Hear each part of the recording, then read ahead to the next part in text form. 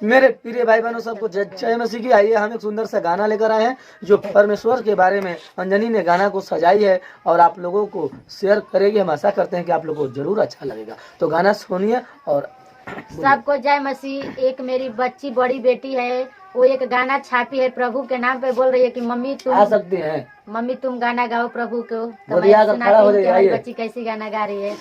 हाय लैया, सबको जय मसीह।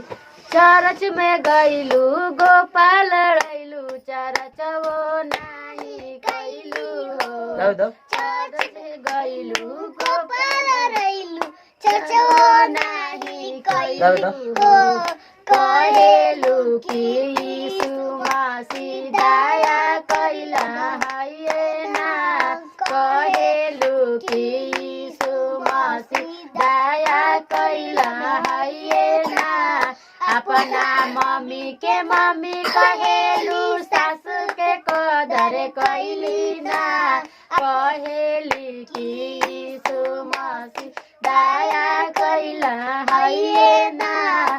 कहेली कि यीशु मसीह दया कैला है ना। अपना बेटी के बेटी कहेली, ननद के कदर कैली ना। अपना बेटी के बेटी कहेली, ननद के कदर कैली ना। कहेली कि यीशु मसीह दया कैला है ना। कहेली कि यीशु मसीह दया कैला है ना। अपना भाई के भाई कहेली, देवर के कदर कैली ना। अपना भाई के भाई कहेली, देवर के कदर कैली ना। कहेली कि यीशु मसीह दया कैला है ना।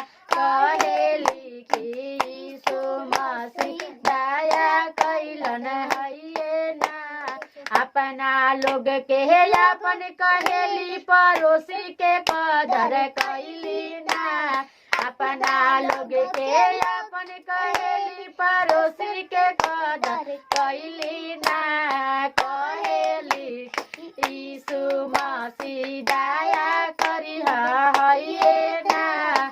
कहेली कि यीशु मसीह दया कैलन है ना।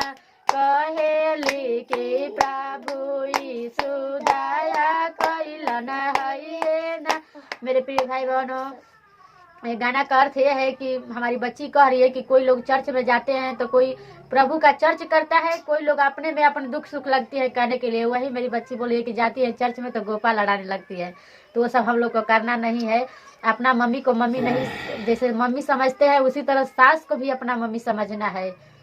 हालेलुया। तो मेरे भाइयों, अपना लोग के अपने ना कहल जाला, जो पड़ोसी के भी उतना ही कदर करेगी चाहिए, काहे से कि वो भी एक सदस्य है।